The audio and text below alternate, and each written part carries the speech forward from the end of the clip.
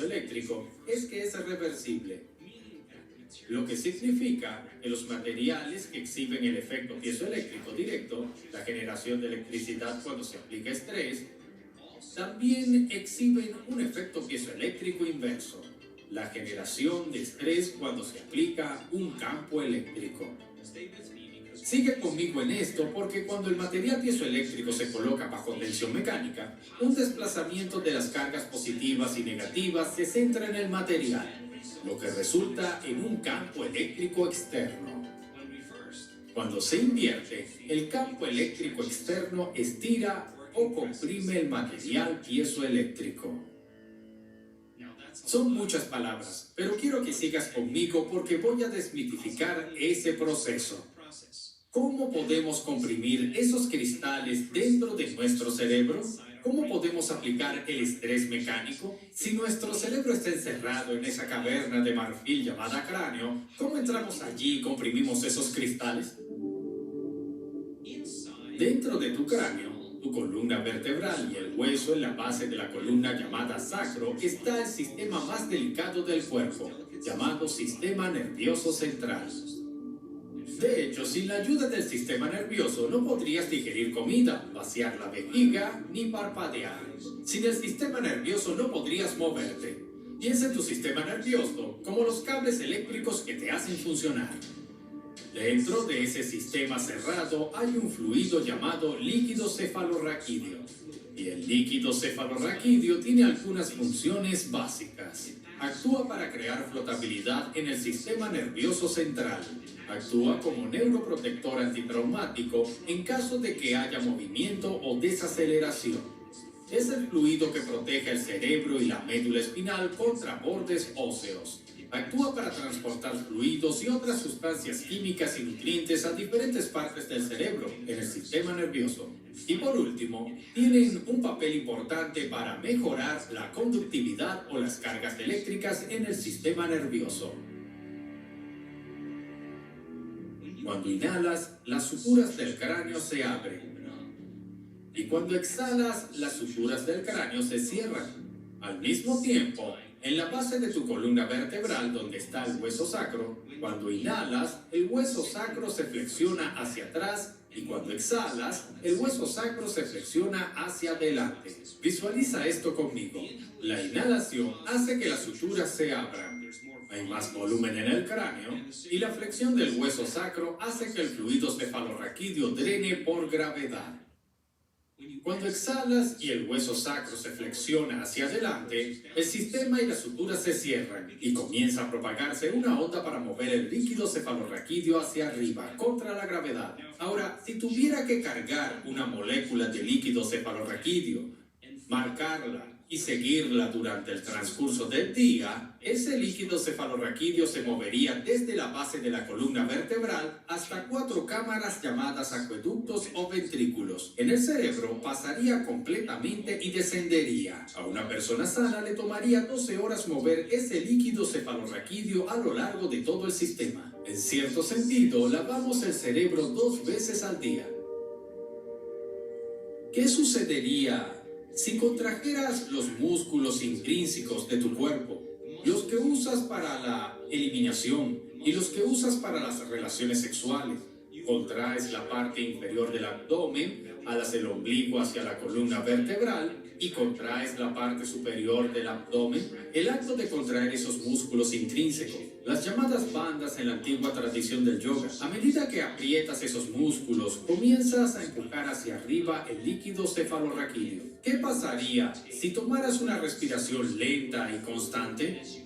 Y mientras sigues lentamente tu respiración y contraes esos músculos intrínsecos, mientras sigues y llevas eso hasta la glándula pineal y continúas respirando, manteniendo la atención en esa glándula pineal, ese es tu objetivo. El acto de contraer esos músculos y contener la respiración comenzaría a empujar el líquido cefalorraquídeo hacia el cerebro.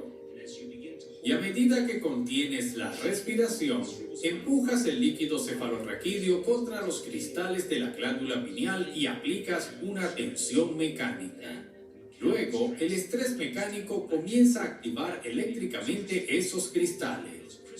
Cuando esos cristales se activan eléctricamente, estamos encendiendo el receptor de radio en el cerebro. Ahora bien, echa un vistazo a los ventrículos en el cerebro. Tienes un cuarto ventrículo que se encuentra cerca del tallo cerebral. Echa un vistazo al tercer ventrículo. Ese lugar, esa esquina justo allí es donde se encuentra la glándula pineal en ese callejón sin salida. Luego tienes dos ventrículos laterales. Ahora, mira esto. Estos son los ventrículos. Y se parece mucho al ojo de Horus del que estábamos hablando. Aquí está el movimiento de ese fluido. Puedes ver que sube del cuerpo al cerebro. Pasa a través de todos esos acueductos. Viaja a lo largo de la superficie de la parte superior de la neocorteza y se drena todo el camino hacia abajo. Cuando inhalas y respiras lenta y constantemente y coordinas esa respiración con una contracción de los músculos, lo que estás haciendo es llevar energía al cerebro al activarlo eléctricamente. Este es un imán. Un imán tiene un polo norte y un polo sur. Cuanto más fuerte es la polaridad entre el polo norte y el polo sur, más fuerte es el campo electromagnético invisible que existe alrededor del imán. No puedes ver ese campo con tus sentidos, pero existe. De hecho, si tomas un imán y lo colocas sobre virutas de metal, esas virutas de metal comenzarían a organizarse según el patrón del campo electromagnético. La energía tiene un efecto sobre la materia. Tu cuerpo también es un imán. Tiene un polo norte y un polo sur. Y las culturas asiáticas lo saben desde hace miles de años.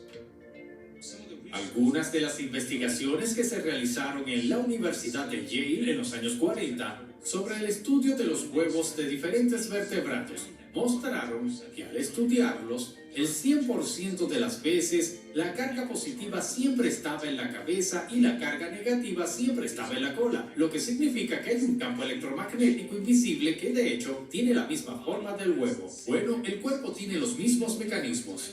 Sabemos que cuando tenemos 35 años, la mayor parte de nuestra energía se almacena en el cuerpo. Subconscientemente, el 5% se almacena en el cerebro y la mente. ¿Por qué? Porque si tienes ciertos pensamientos que producen ciertos químicos que te hacen sentir de cierta manera, y esos pensamientos están conectados con la ira, la agresión, el miedo, la culpa, sufrimiento o la vergüenza, estás tomando pensamientos y guardándolos como energía, sintiendo la misma emoción en estos centros inferiores del cuerpo. De la misma manera, cuanto más vivamos en esos tres primeros centros de nuestro cuerpo, más nos pasaremos en ese campo invisible de luz e información y lo convertiremos en química. Estamos haciendo que el campo que rodea nuestro cuerpo se encoja y nos volvemos más materia y menos energía, más partículas y menos ondas. Estos primeros tres centros son consumidores de energía, por lo que estamos tomando del campo y convirtiéndolos en química. Estamos desperdiciando nuestra fuerza vital, así que somos como un pedazo de metal que ya no tiene campo electromagnético o un pedazo de metal que ya no es un imán. Y ahora tenemos toda esa energía almacenada en el cuerpo y una cantidad muy pequeña de energía almacenada en el cerebro. Entonces debe haber una manera de sacar la mente del cuerpo y devolver esa energía de nuevo al cerebro. Y tomar toda la energía que usas para ser un bebé, toda la energía que usas para digerir tu cena, toda la energía que usas para reaccionar ante alguien o algo, y en lugar de liberarla, queremos enviarla al cerebro. La respiración es la forma en que le devolvemos energía al cerebro.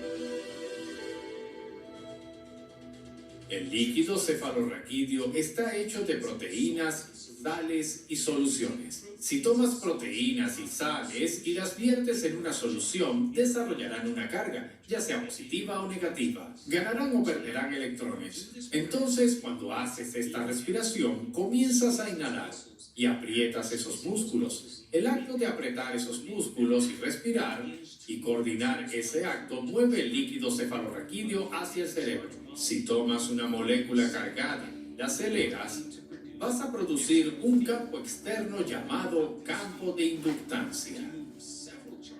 Si mueves varias moléculas cargadas, crearás un campo de inductancia más grande. Y una vez que comienzas a mover energía así, como un imán, comienzas a producir lo que se llama un campo toroidal. Y muchas cosas en la naturaleza, desde la forma de una manzana hasta el universo o un huevo, se asemejan a ese campo toroidal. La mayoría de la gente tiene la mayor parte de su energía almacenada en sus primeros tres centros. Tal como sacar líquido con una pajilla, extraemos esa energía con una respiración lenta y constante por la nariz, en un intento de llevarla a la glándula pineal. Y una vez que esa energía pasa del cuerpo al cerebro y comienza a producir más energía en el cerebro, deberíamos comenzar a ver el mismo efecto que un imán. Y es la respiración intrínseca. La contracción de esos músculos junto con la respiración lenta y constante y tener nuestra atención en el objetivo, y una vez que la energía comienza a moverse, sucede algo sorprendente. Hay una activación del sistema nervioso simpático. Y cuando se activa el sistema nervioso simpático, está tomando toda la energía, que normalmente se almacena en esos primeros tres centros. La energía que se necesita para ser un bebé, para digerir la comida, para escapar de un depredador o reaccionar ante alguien o algo. Y ahora esa energía viaja hasta el cerebro. El sistema nervioso simpático se enciende, y una vez que se enciende se produce una excitación, y esa energía se mueve hasta el cerebro. Y una vez que llega al cerebro, comienza a producir un campo electromagnético externo. La energía en la base de la columna es mucho más lenta. A medida que avanza, la energía se acelera. Una vez que esa energía se mueve desde la base de la columna hasta el cerebro, como un imán, comenzaremos a producir un campo electromagnético ambiental. La glándula pineal tiene pequeños cilios, vellosidades a su alrededor. Cuando aguantas la respiración y finalmente exhalas, y permites que el líquido cefalorraquídeo se acelere, la aceleración de ese líquido cefalorraquídeo comienza a estimular, a hacerle cosquillas a esos pequeños cilios. Y a medida que comienzan a estimularse, la glándula pineal comienza a liberar productos químicos sagrados, sobre los que hablaremos en el próximo episodio. Entonces, al inhalar y extraer hacia arriba esa energía, una vez que se enciende el sistema nervioso simpático y se fusiona con el sistema nervioso parasimpático, la persona va a liberar una enorme cantidad de energía en el cerebro. Hay una puerta en el tallo encefálico llamada puerta talámica, y esa puerta normalmente está cerrada y participa en un sistema llamado Sistema de Activación Reticular o RAS. El RAS es responsable de los niveles de conciencia. Si tu gato está en la cocina y derriba algo o escuchas a alguien afuera en medio de la noche, es el sistema de activación reticular el que te lleva a un mayor nivel de conciencia. Pero la mayoría de las veces, la estimulación proviene de nuestros sentidos, lo que estamos escuchando o lo que estamos viendo. Ahora, cuando la excitación del sistema nervioso simpático ocurre de esa manera, una vez que la energía se eleva y la puerta se abre, se mueve hacia el cerebro. El cerebro entra en un estado superconsciente o supraconsciente, y los patrones de ondas cerebrales que se crean se denominan patrones de ondas cerebrales gamma. Y los patrones de ondas cerebrales gamma están asociados con la superconsciencia o la supraconsciencia. Y la persona tiene ahora una activación en su cerebro. Y está superconsciente, supraconsciente. Pero los sentimientos y la excitación son más como de felicidad y éxtasis. La persona está teniendo una tremenda liberación de energía en el cerebro. Y en cierto sentido es casi como tener un orgasmo en el cerebro. Y esa es la liberación de la Kundalini. Ahora que tienes una comprensión de la glándula pineal y cómo activarla, en el próximo episodio hablaremos sobre cómo la glándula pineal, una vez encendida, actúa como un receptor de radio para captar información más allá de los sentidos en imágenes significativas y lúcidas. De la misma manera que una antena de televisión capta frecuencias y las decodifica en imágenes. En otras palabras, descubriremos la ciencia que hay detrás de unir la física de la frecuencia y la energía con nuestra biología y nuestro cerebro. Está atento, porque te mostraré escáneres cerebrales en tiempo real para demostrarte que es posible. Soy el Dr. Joe Dispenza, tu anfitrión para Rewire, y espero verte en el próximo episodio, cuando iremos más allá de lo ordinario hacia lo extraordinario.